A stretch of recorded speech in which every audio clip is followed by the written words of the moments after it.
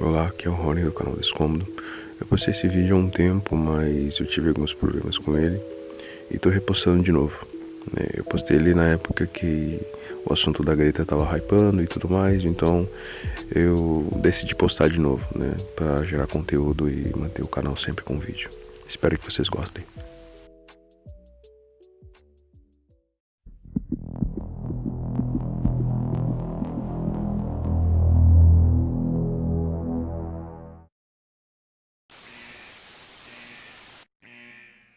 Essa nova onda verde que está ganhando força na Europa, financiada por grandes corporações, nada mais é que uma desculpa da ONU para intervir na soberania de cada país. A Amazônia é do mundo e não do Brasil, vamos fazer isso, vamos fazer aquilo. Uma globalização nunca foi tão nítida. Não é de hoje que a pureza de crianças é usada para deixar uma narrativa mais emotiva. Todo mundo deve ter visto o sintético discurso de uma garota sueca chamada Greta Thunberg, discursando como ela acha que a economia mundial deve se comportar. Afinal, que sonhos foram roubados de uma menina loira, branca, olhos claros, que mora no sempre apontado melhor país para se viver?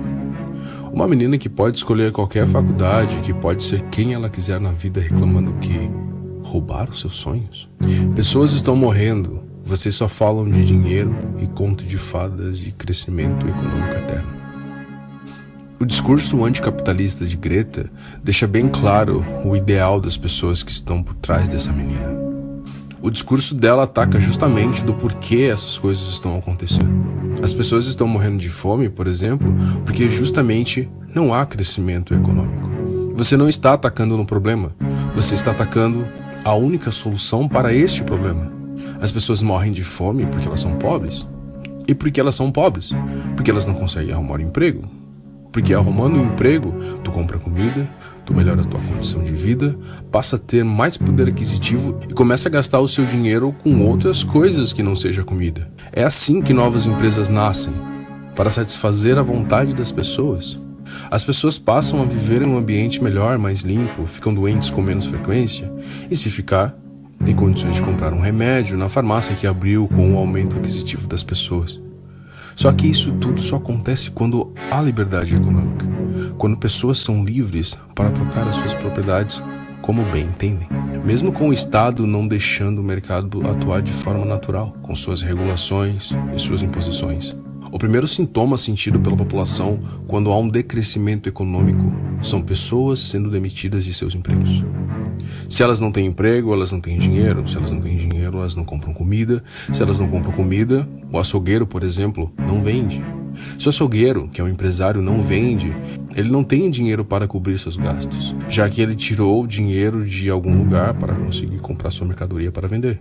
Se ele não cobre, ele fale. Se ele fale, ele tem que fechar as portas, obviamente. Se ele fecha as portas, ele tem que demitir seus funcionários. Se ele demite seus funcionários vão ficar sem dinheiro para a comida. É dessa forma que a economia funciona. Tudo é um ciclo e todos estamos no mesmo barco, patrão e funcionário. A raiz dos problemas acontece justamente porque não há crescimento econômico. E qual a solução das pessoas? Distribuição de riqueza? Políticas como o Bolsa Família não tiram as pessoas da pobreza. Muito pelo contrário, esses projetos sociais só alejam ainda mais as pessoas e a economia e fazem as pessoas ficarem mais dependentes do sistema. Não se mede o sucesso de um projeto social pelo tanto de pessoas que entram nele, e sim pelo tanto de pessoas que saem. Com certeza, vários donos de grandes empresas estavam ouvindo o apelativo discurso de Greta Thunberg.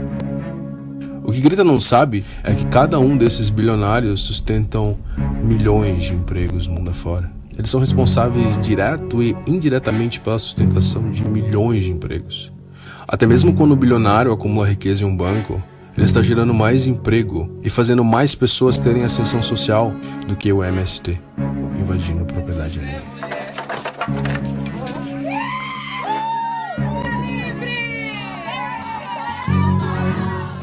Em 1820, antes da expansão do capitalismo, aproximadamente 95% da população mundial vivia na pobreza, sendo que 85% viviam na miséria. Hoje, esse número é de menos de 9%. A Inglaterra do século XVII tinha uma população de 6 milhões de habitantes, dos quais 2 milhões não passavam de indigentes.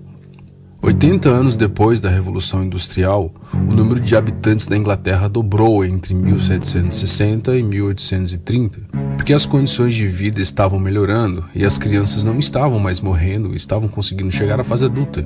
Mesmo trabalhando em péssimas condições nas fábricas, que é bom salientar, eram condições melhores do que eles tinham quando eles trabalhavam para a aristocracia agrária. E essas situações não melhoraram por intervenção estatal, fazendo jornada de trabalho ou leis trabalhistas. Essas situações melhoraram por pura competitividade entre os capitalistas que procuravam sempre os melhores funcionários, oferecendo melhores salários e melhores condições para eles trabalharem e serem mais produtivos. O salário só aumenta quando há competitividade, quando há produção. Uma canetada não resolve. Apenas a liberdade econômica e a livre concorrência melhora a vida das pessoas. Estima-se que em 15 anos o capitalismo irá erradicar a pobreza no mundo, e olha o pouquíssimo tempo em que isso ocorreu desde sua expansão. O discurso de Greta mostra o total desconhecimento de como o capitalismo e a propriedade privada preservam o meio ambiente, e de como estados totalitários devastaram o meio ambiente ao longo do século. Um exemplo são as partes privadas da Amazônia, estão intactas, e as partes protegidas pelo Estado, devastadas. É meio icônico pedir mais Estado para solucionar os problemas que o próprio Estado criou, não é mesmo? Muitos empresários compram partes da Amazônia simplesmente para preservar, como o famoso caso do Douglas Thompson, que comprou 400 mil hectares da floresta no Chile simplesmente para preservar. Toda a área que ele tinha é 5 vezes maior que a cidade de São Paulo. E ele fez isso simplesmente para proteger. Muitas florestas têm uma biografia biológica imensurável, que seria mais lucrativo ter a floresta para a exploração ambiental e assim descobrir uma nova forma mais eficaz de algum produto de cosmético e vender por milhões, do que simplesmente queimar a floresta. O empresário, diferente do Estado, pensa a longo prazo. Conforme o capitalismo se expande, mais a tecnologia evolui. Quanto mais a tecnologia evolui, menos recursos da natureza utilizamos e menos do meio ambiente é poluído. Quantas calculadoras não serão mais produzidas, agendas, lanternas, cartas, graças aos smartphones? Futuramente teremos apenas carros elétricos, que usarão luz solar como energia. Mesmo com toda a dificuldade imposta pelo Estado para a comercialização, o preço dos painéis solares estão caindo e logo se tornará a energia mais barata a ser utilizada. Tudo isso graças ao comércio, sem falar do custo e da acessibilidade. Um Kindle cabe milhões de livros que você pode baixar e ter na palma de sua mão. Quantas árvores seriam cortadas caso você quisesse comprar todos esses livros? Quantas árvores foram poupadas com o avanço da tecnologia quando veio os computadores substituindo os papéis? Uma pessoa de baixa renda jamais poderia ter acesso a tanta coisa, tanta informação, se não fosse o avanço da tecnologia. Um exemplo é o piano de madeira. Uma pessoa de baixa renda jamais conseguiria comprar um piano e ter aulas, porque é caríssimo. Hoje tu pode comprar um digital por 1% do preço de um piano de madeira e baixar aplicativos na internet ensinando como tocar. O capitalismo é a melhor forma de deixar o mundo mais igualitário. Greta Thunberg, se você se preocupa com o meio ambiente e pessoas passando fome, você deveria lutar por privatizações e livre mercado. Não dê mais poder para aqueles que são responsáveis por tudo que você é contra.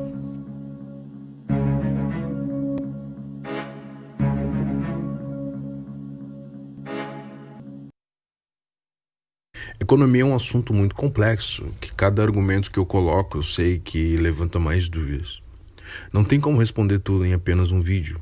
Com o tempo eu me aprofundarei mais nos temas, e no próximo vídeo falarei do porquê a saúde pública não funciona e porquê ela nunca vai funcionar. Até mais.